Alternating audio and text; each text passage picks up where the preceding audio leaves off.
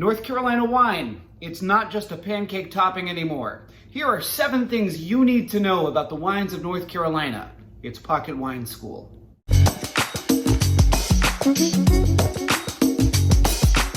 Number 1, it makes more wine than you think. North Carolina is currently the 7th largest producer of wine in the United States in terms of sheer gallons. And for number of wineries, it's number 10. It's easy to think of California, mostly because that's where all the movies about California are being made. But there is a ton of wine coming out of the Tar Heel state, and has been for centuries. Winemaking came to NC in the 16th century with European colonization, along with buckled hats and lots of fun diseases. Granted, no one was making wine from the big famous European grapes like Cabernet Sauvignon, mostly because Cabernet Sauvignon hadn't invented itself yet.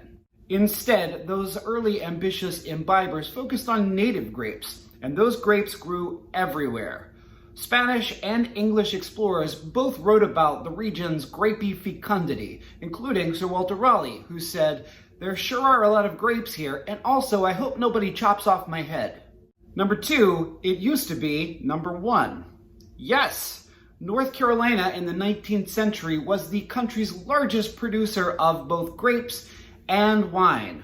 All throughout the US, people were getting schnockered on North Carolina wine, presumably in red Solo cups. So what happened? Well, a number of things, notably the Civil War.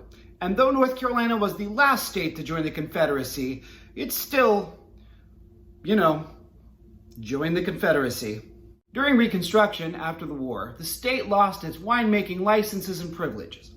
A helpful hint: if you're given a choice between owning people and not owning people, always side with not owning people. But the state's wine industry started to rebuild itself slowly and was nearly on its feet when Prohibition happened. Overnight, the wine industry turned into the moonshine industry, which turned into the fleeing from policemen industry, which turned into NASCAR, then turned into the Dukes of Hazzard, then back into NASCAR before finally settling into the Talladega Nights industry. And yet, from World War II on, the state kept chugging along, trying to find its feet, looking for a savior, a champion, who finally came, in a bafflingly backwards way, in the form of Joe Camel. Number 3, anti-tobacco legislation kicked off the Renaissance.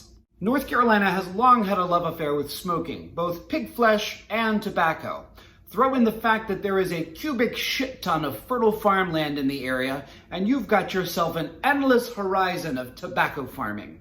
But as it became more and more impossible to think of cigarettes as anything but small cylindrical killers, the tobacco industry took hit after hit in the 1990s. This culminated in the 1998 Master Settlement Agreement between the tobacco companies, who agreed to pay billions.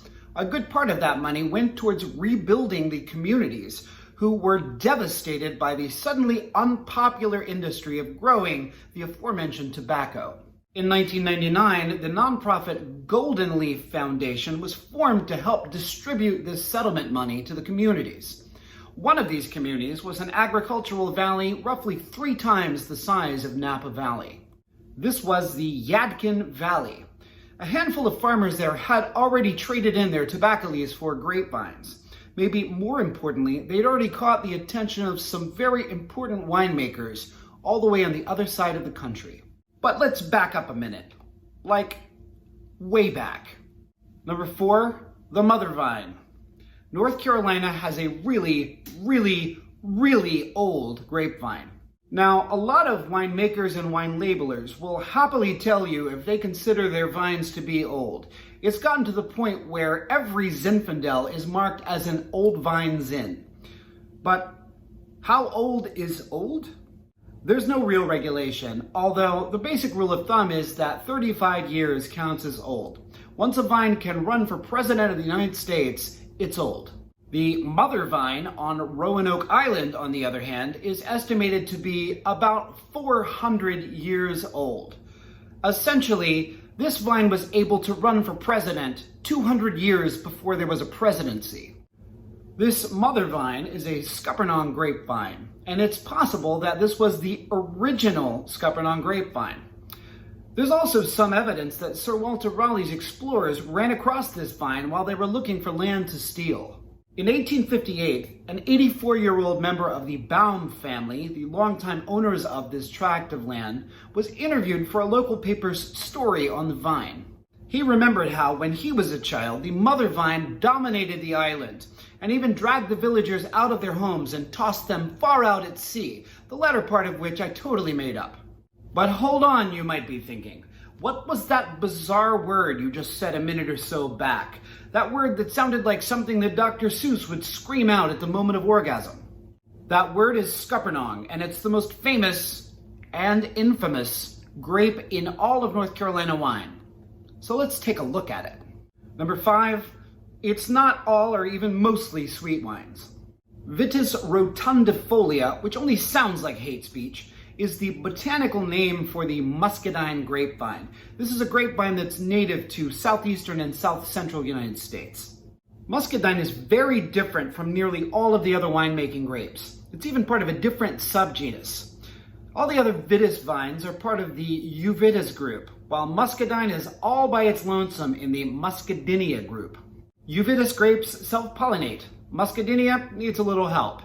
Euvitis can make crosses with others. Muscadinia, not so much. Euvitis has 38 chromosomes. Muscadinia has 40. And yet, while the rest of the world made their wines from the Eurasian Vitis vinifera vine, which is responsible for all the grapes that you know by name, North Carolina was cranking out wines from muscadine because it was literally everywhere. Scuppernong, a muscadine grape native to North Carolina, is famous for its sometimes syrupy wines. So these grapes must be really high in sugar, right? Aw, hell no. The grapes typically don't have enough sugar in them to produce a reasonable amount of alcohol, so the producers have to keep adding sugar in order to bring it to a suitable alcohol content. How much sugar? Oh, just keep on dumping. And in fact, the oldest family-owned winery in North Carolina is Duplin, which is famous for its syrupy sweet wines made from scuppernong and muscadine. But even they have started to experiment with drier wines from those grapes. Why? Because that's the trend. Wine drinkers have come to believe that the only good wines are dry wines, which is sort of like saying, I'm a massive foodie, but I refuse to eat dessert. But since about 2000, the muscadine grape has been on a huge downswing, and that's mostly because of North Carolina's first 3 AVAs. Number 6, there are 3 AVAs. If you are not familiar with AVAs, you actually are because you use them all the time. Sonoma Valley, Columbia Valley, Willamette Valley, Napa Valley. AVA stands for American Viticultural Area. This is a federally designated portion of land devoted to winemaking and represents a certain terroir, basically a combination of climate, soil, topography, and a host of other factors that cannot be found elsewhere. As part of a campaign led by Shelton Vineyards, the Yadkin Valley became North Carolina's first AVA in 2003. This was followed shortly thereafter by Swan Creek AVA, which is a cooler portion inside the Yadkin Valley, and then finally the Haw River AVA. These are in the foothills approaching the mountains of North Carolina. Yadkin is centered around the towns of Elkin and Mount Airy, which was the inspiration for Mayberry, famous for 2 policemen, one folksy, the other bug-eyed and bumbling.